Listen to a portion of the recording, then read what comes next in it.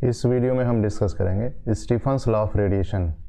ये वर्कबुक का experiment number 8 है और इस एक्सपेरिमेंट में हम स्टीफन लॉ ऑफ रेडिएशन को वेरीफाई करेंगे। तो इसके लिए हमें क्या क्या चाहिए होगा? इसके लिए हमें चाहिए होगा battery eliminator, DC volt meter, DC ammeter, electric bulb और रियोस्टेट। तो देखिए यहाँ पर ये तो है बैटरी एलिमिनेटर, ये आपका बैटरी एलिमिनेटर है।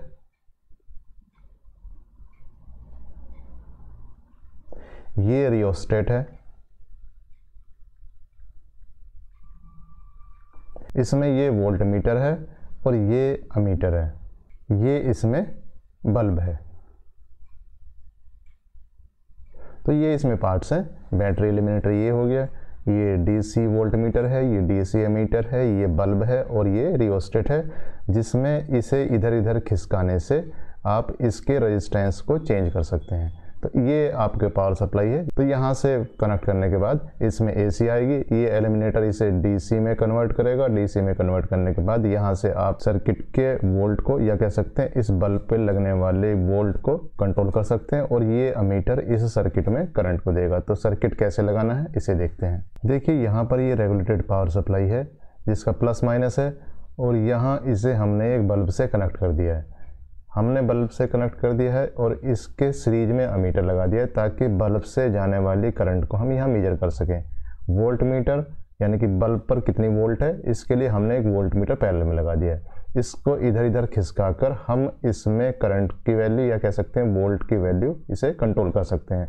तो यहाँ इस सर्किट को यहाँ कैसे बनाया है, देखिए यहाँ जो डीसी रेगुलेटेड पावर सप्लाई है, यहाँ हम एसी से इसे जनरेट कर रहे हैं। तो हमने क्या करा, एक एसी सोर्स लिया जो कि आपका नॉर्मल पावर प्लग है, वहाँ से वायर हमने इसमें दिया। तो यहाँ से ये वायर इसमें आ रहा है। इसमें आने के बाद यहाँ पर इसमें दो टर्मिनल है, एक पॉजिटिव है एक नेगेटिव है। तो इन दो टर्मिनल से सर्किट बनाएंगे। तो इन दो टर्मिनल को हमें किससे कनेक्ट करना, ये बल्ब से कनेक्ट करना, अमीटर से कनेक्ट करना, रियोस्टेट से कनेक्ट करना। तो देखिए ये जो टर्मिनल है इसमें दो वायर हैं, एक ये वाला है और एक ये वाला है। ये वायर आपका रियोस्टेट में चला गया यहाँ से, और रियोस्टेट में होता हुआ ये नीचे यहाँ आ गया।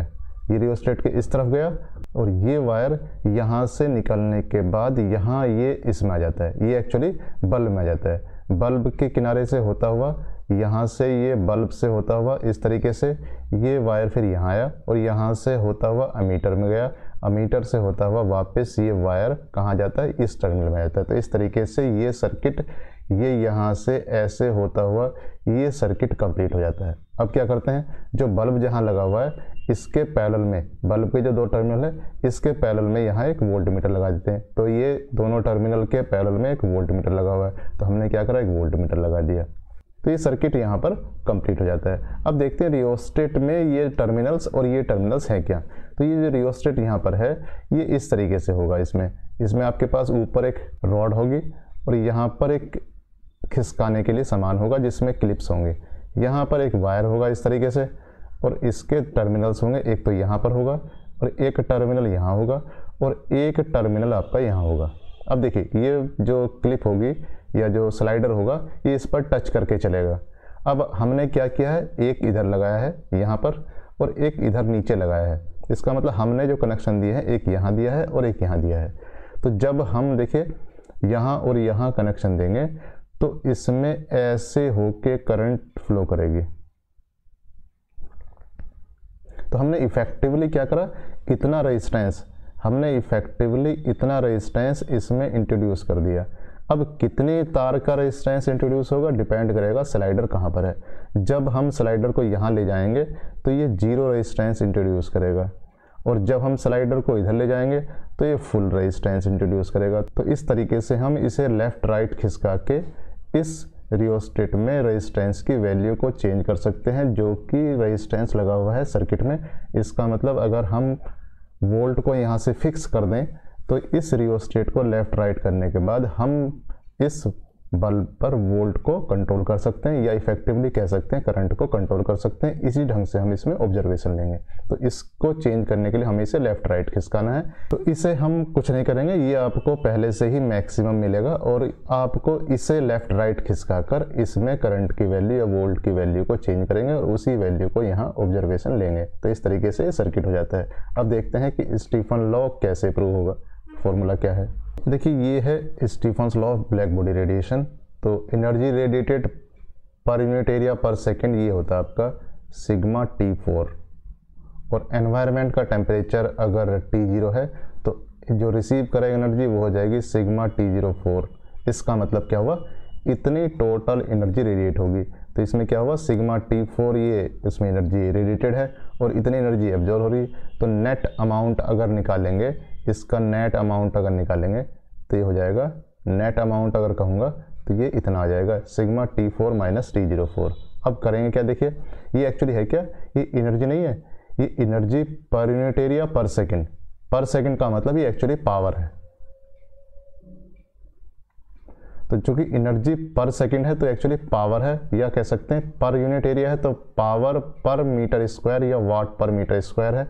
तो यहाँ ये पी है एक्चुअली।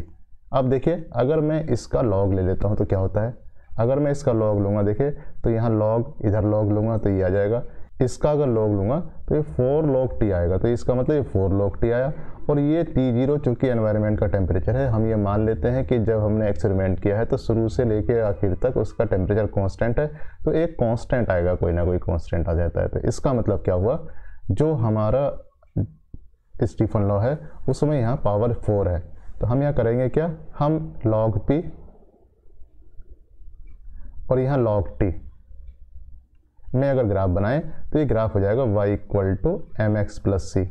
तो चूंकि ये ग्राफ y = mx + c है, इसका मतलब इसका जो स्लोप है वो अगर 4 आ जाता है तो ये पावर 4 प्रूव हो जाती है। तो यहाँ हम क्या करेंगे, log p versus log t का ग्राफ बनाएंगे और उस ग्राफ का स्लोप अगर 4 आ जाता है तो हमारा ये Stephen law of radiation prove हो जाएगा। चलिए देखते हैं ऑब्जर्वेशन कैसे लेते हैं। तो ऑब्जर्वेशन के फर्स्ट पार्ट में है डिटर्मिनेशन ऑफ RG। तो यहाँ करेंगे क्या, हमारे पास एक वोल्ट मीटर होगा, एक अमीटर होगा। वोल्ट मीटर अमीटर से रीडिंग कैसे लेंगे, इसके लिए काउंट क्या होगी, ये अलग से पहले वीडियो दिया जा चुका है कि मीटर्स की रीडिंग कैसे लेंगे। तो उस वीडियो को आप पहले देख लें।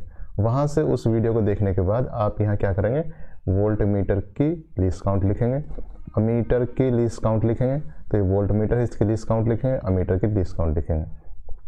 यहाँ अभी आपको पहले बताया था कि रियोस्टेट को इधर उधर करने के बाद आप इसमें वोल्ट और करंट की वैल्यू चेंज कर सकते हैं। तो देखिए यहाँ पर दिया हुआ है, अगर मैं ये जो रियोस्टेट है इसको एकदम लेफ्ट में यहाँ कर देता हूँ तो इस रियोस्टेट का रेजिस्टेंस 0 होने की वजह से सर्किट में जो रेजिस्टेंस है उसकी वैल्यू मिनिमम हो जाती है, या कह सकते हैं करंट की वैल्यू, या कह सकते हैं वोल्ट की वैल्यू यहाँ पर मैक्सिमम हो जाती है। मैक्सिमम होने का मतलब है, देखिए बल्ब कितनी तेज़ ग्लो हो जाता है। इसे थोड़ा सा इधर लाता हूँ मैं तो ये बल्ब और कम जलने लगेगा, और इधर लेके आऊँगा तो बल्ब लगभग 0 जलेगा, और इधर लेके आऊँगा तो बल्ब एकदम 0 हो जाएगा, या कह सकते हैं उसमें करंट की वैल्यू मिनिमम हो जाएगी और बल्ब आपको दिखाई नहीं देगा।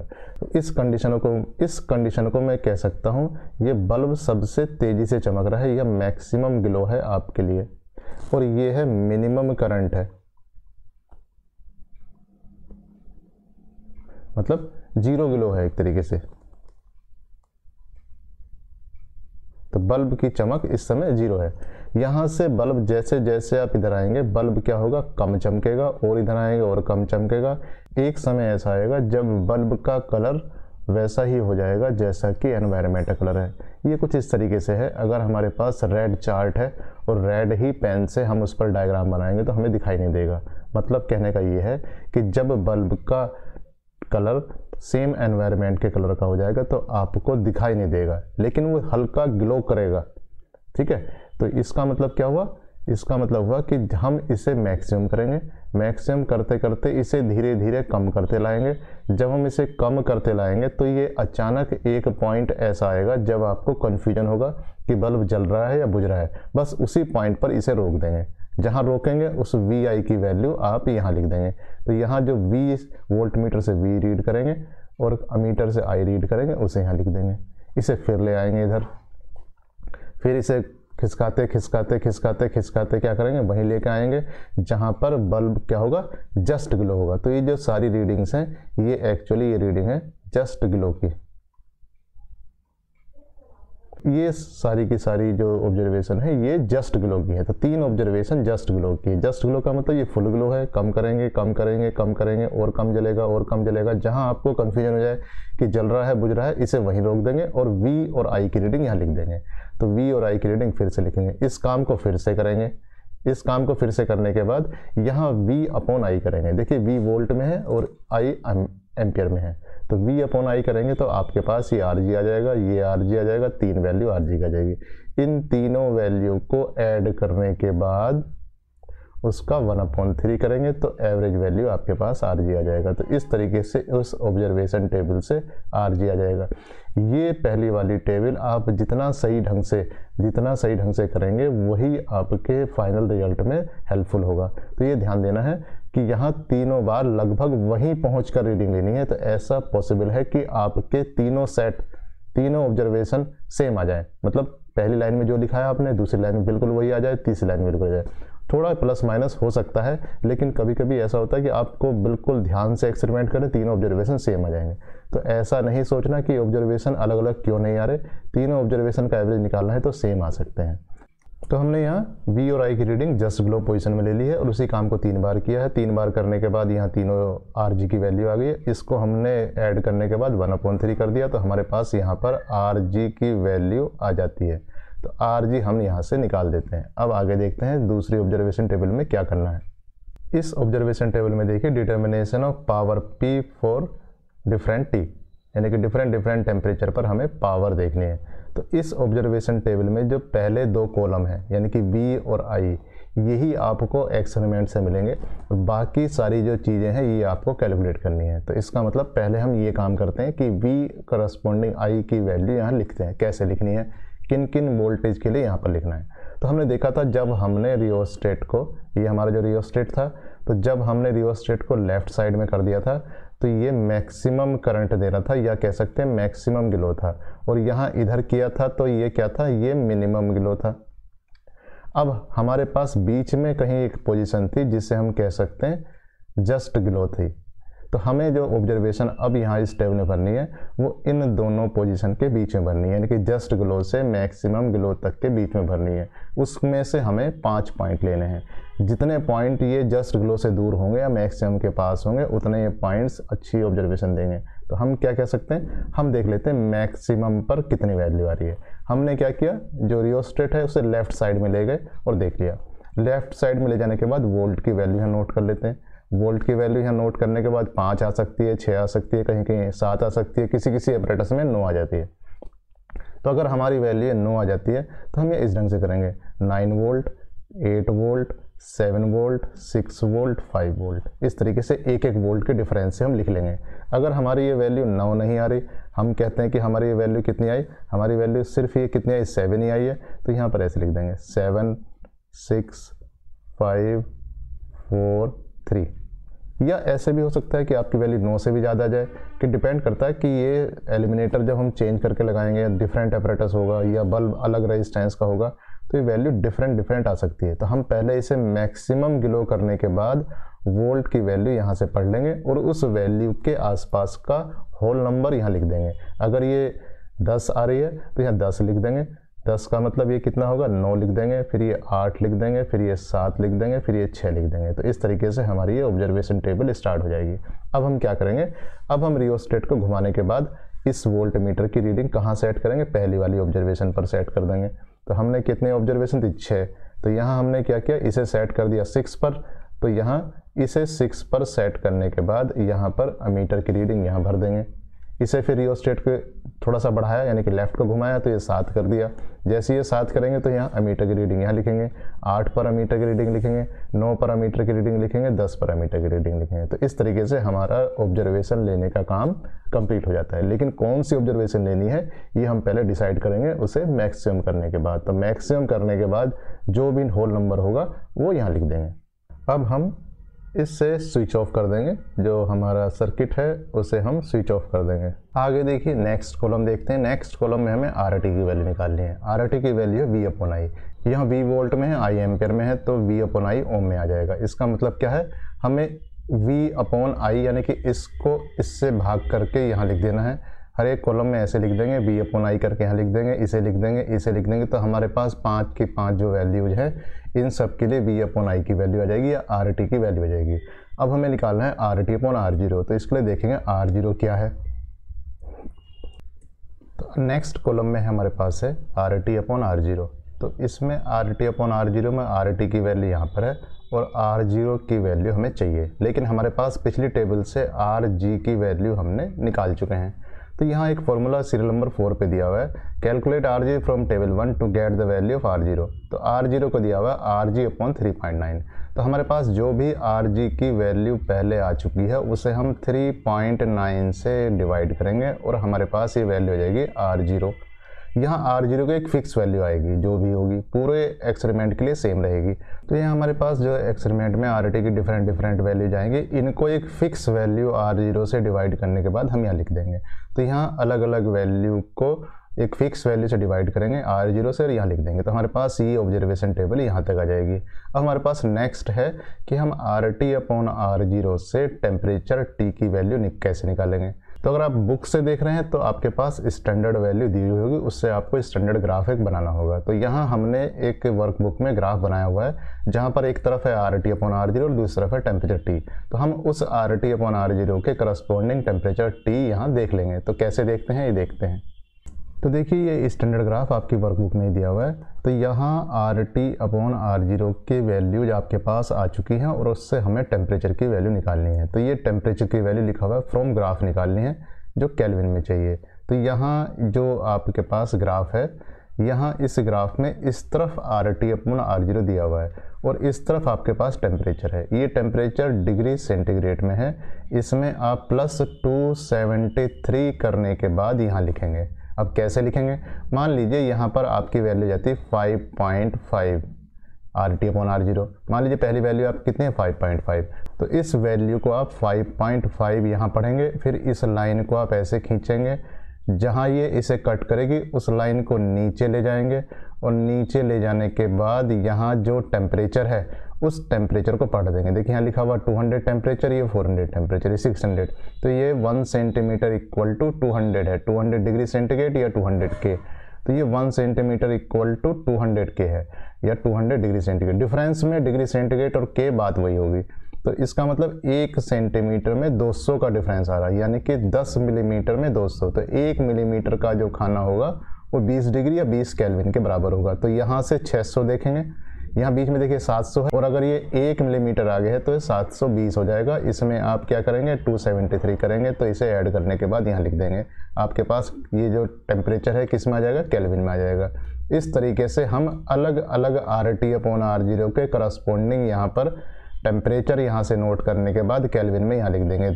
तीसरी R T upon R zero कहीं यहाँ होगी तो उसको आप ऐसे खींचेंगे और यहाँ से फिर वैल्यू लिखेंगे आर टी टेम्परेचर की और यहाँ लिख देंगे। इस तरीके से अलग अलग जो वैल्यूज है वो यहाँ वैल्यूज आ जाएंगी। तो आपके पास क्या आ जाएगा, टेम्परेचर की वैल्यूज आ जाएंगी। जब आपके पास ग्राफ से सारी टेम्परेचर की वैल्यू आ जाए, आपके पास वी अपॉन आई है और आपको चाहिए क्या, लॉग पी लॉग टी चाहिए। आप इस v और i को मल्टीप्लाई कर देंगे, यहाँ से ये रीडिंग और ये रीडिंग को आप मल्टीप्लाई करने के बाद यहाँ लिख देंगे। इस रीडिंग को इसको मल्टीप्लाई करने के बाद यहाँ लिख देंगे, इसको यहाँ लिख देंगे, इसको यहाँ लिख देंगे, इसको यहाँ लिख देंगे। इन सब को करने के बाद आपके पास t आ जाता है यहाँ पर इस टेबल से और यहाँ आपके पास p आ जाता है। आपको ग्राफ बनाना था लॉग p लॉग t में, तो t का लॉग लेने के बाद यहाँ लिखेंगे, इसका लॉग यहाँ लिखा जाएगा, इसका लॉग यहाँ लिखा जाएगा, इसका लॉग यहाँ लिखा जाएगा, इसका लॉग यहाँ आएगा, इसका लॉग यहाँ आएगा। ऐसे ही p का लॉग इधर आएगा, इसका लॉग यहाँ आएगा, इसका लॉग यहाँ लिखेंगे, इसका लॉग यहाँ लिखेंगे और इसका लॉग यहाँ लिखेंगे। अब यहाँ पर लॉग लेना है। ये जो वोल्ट है ये काफ़ी कम होगी, करंट की वैल्यू काफ़ी कम होगी। तो यहाँ ये जो P है, अगर इन 5 के 5 ऑब्जर्वेशन में से कहीं भी पावर की वैल्यू या कह सकते हैं वोल्ट को करंट से मल्टीप्लाई करने के बाद 1 से कम आ जाए तो लॉग P क्या होगा, ये माइनस में चला जाएगा। इसी वजह से हमने क्या करा, यहाँ सबसे पहले देखा था कि मैक्सिमम करने के बाद यहाँ कितनी वोल्ट जा रहा और उससे पीछे लिया था। अगर आप शुरू वाली रीडिंग ले लेंगे तो आपके पास यहाँ माइनस वाली रीडिंग आ जाएगी, तो ये हमें नहीं चाहिए। तो अगर फिर भी आपके पास यहाँ P यानी कि V और I को मल्टीप्लाई करने के बाद 1 से कम आ रहा है तो उस रीडिंग को आप हटा देंगे। 2 रीडिंग ऐसी हैं तो 2 हटा देंगे, लेकिन कम से कम आपके पास ग्राफ खींचने के लिए 3 पॉइंट तो चाहिए ही। अगर आपके पास यहाँ 3 पॉइंट नहीं बचे हैं तो आपको एक्सपेरिमेंट को फिर से करना होगा। तो कम से कम 3 पॉइंट आपके चाहिए जहाँ पर v और i का मल्टीप्लाई करने के बाद 1 से ज़्यादा हो। तो जब ये 1 से ज़्यादा होगा तो सारे पॉइंट्स क्या होंगे, पॉजिटिव होंगे, और ये पॉइंट्स भी क्या होंगे, पॉजिटिव होंगे। तो आप इससे क्या करेंगे, log p log t में ग्राफ बना देंगे। देखते हैं ग्राफ कैसा आता है। तो यहाँ देखिए आपके पास यहाँ log t की वैल्यूज आ गई हैं और यहाँ आपके पास log p की वैल्यूज आ गई हैं। तो 5 log t की वैल्यू है, 5 log p की वैल्यू है। अगर आपके पास यहाँ कहीं नेगेटिव वैल्यूज हैं तो ये कम पॉइंट्स हो सकते हैं, लेकिन कम से कम 3 होने चाहिए। तो हमने यहाँ पर ये सारी पॉजिटिव वैल्यू को ही रखा है, नेगेटिव वैल्यू वाली रो को हमने हटा दिया है। तो यहाँ क्या करेंगे, देखिए यहाँ लिखा हुआ है कि log p इधर खींचते हैं, log t इधर खींचते हैं। तो log t इस तरफ लेंगे और log p इस तरफ लेंगे। तो ये सारे पॉइंट जितने भी हैं ये सब स्ट्रेट लाइन आने चाहिए। तो यहाँ करेंगे क्या, यहाँ इस तरीके से वर्टिकल लेंगे ग्राफ और यहाँ इसे यहाँ ऐसे लाइन खींचेंगे और यहाँ इस तरीके से कर देंगे। अब ये जो पॉइंट्स होंगे log t वाले, इनमें चूंकि log ले चुके हैं तो ये डिफरेंस काफ़ी कम हो जाएगा। तो इस डिफरेंस को कम होने के लिए हमें यहाँ क्या करेंगे, हम यहाँ देखिए यहाँ 0 से स्टार्ट नहीं करेंगे हम ग्राफ को, हम यहाँ ऐसे एक निशान बनाएंगे। इसका मतलब है ये एक्सिस ब्रेक है। यहाँ भी हम ऐसे निशान लगाएंगे, इसका मतलब एक्सिस ब्रेक है।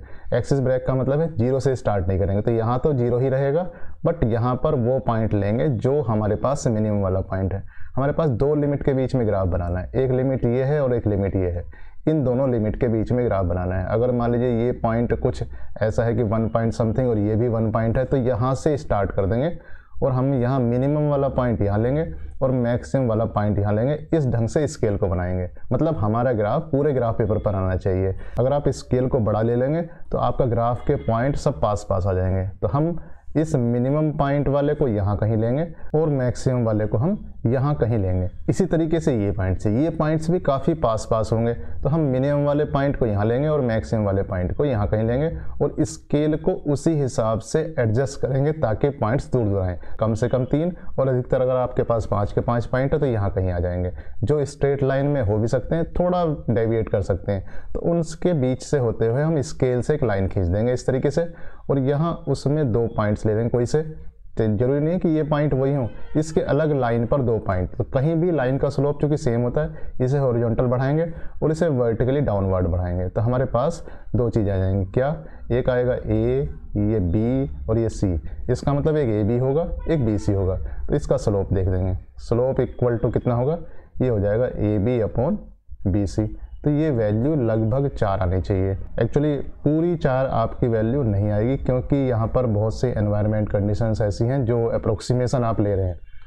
तो इसलिए हमें क्या कहते हैं, अगर आपकी वैल्यू 3 से 4 के बीच में भी आ जाती है तब भी हम इसे एक्सपेरिमेंट को ठीक ही मान लेते हैं। तो इस तरीके से ये स्टीफन्स लॉ ऑफ रेडिएशन का एक्सपेरिमेंट कंप्लीट हो जाता है। Thank you.